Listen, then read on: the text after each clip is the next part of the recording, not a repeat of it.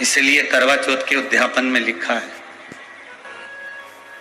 करवा चौथ के उद्यापन में लिखा है, आप लोग करते होगे ना करवा चौथ का व्रत, उसका जब उद्यापन होता है तो एक थाली में 13 जगह पर 4-4 पूड़ी रखी जाती है। आप लोगों को तो मालूम होगा, आप लोगों ने करा होगा करवा चौथ का उद्यापन।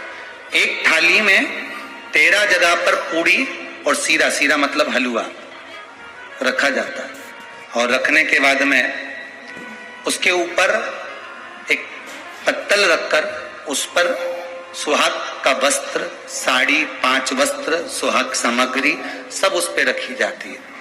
और रखने के बाद में हाथ में कंकु, चावल, हल्दी लेकर, संकल्प लेकर उस थाली पर से घुमाया जाता है।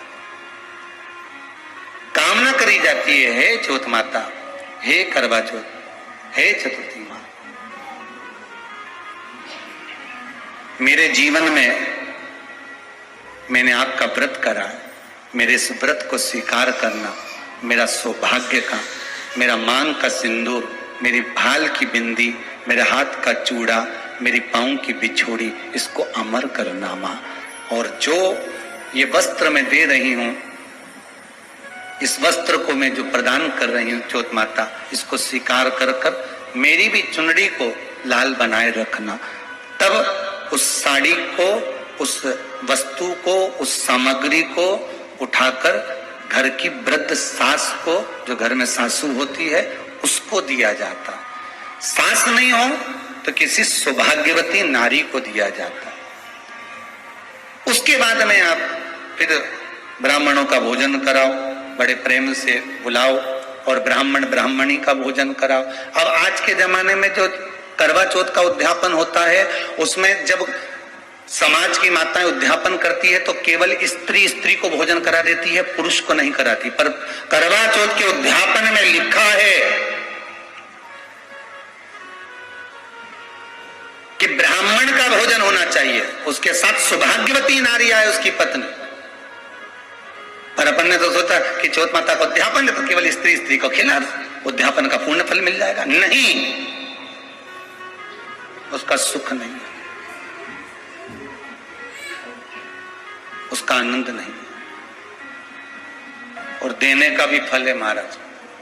करवा चौथ का उद्यापन करो तो भोजन करने उसको बुलाओ जो अपने घर का हो, उसको उद्यापन में नहीं गिनो।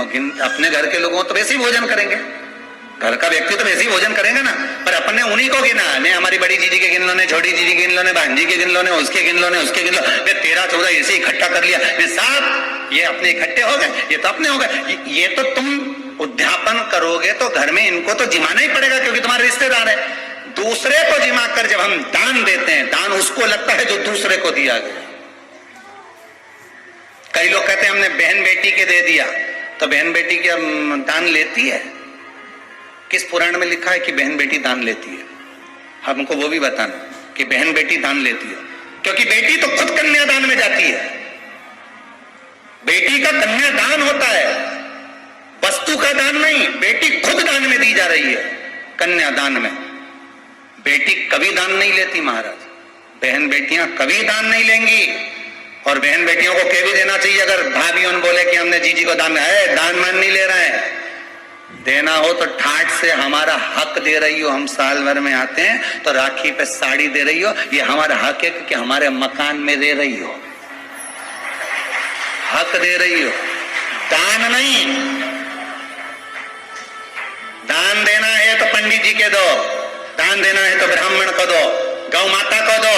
हम दान नहीं ले रहे, हम अपना हक मांग रहे हैं। ऐसे नहीं दोगी तो काले कोट वाले भैया से लिवाएंगे, हमारा कहीं जाए। हम तो दान दो। अब तुम क्यों नहीं, तो तुम, हम तो दान दे रहे हैं, बहन बेटी के दान दे रहे हैं, तो बहन बेटी कोई दान ले क्या? बहन बेटी के कहीं पड़े हम तुमसे दान मांगे। वीडियो पसंद आया तो लाइक करें, शेयर करें, चैनल को सब्सक्राइब करें।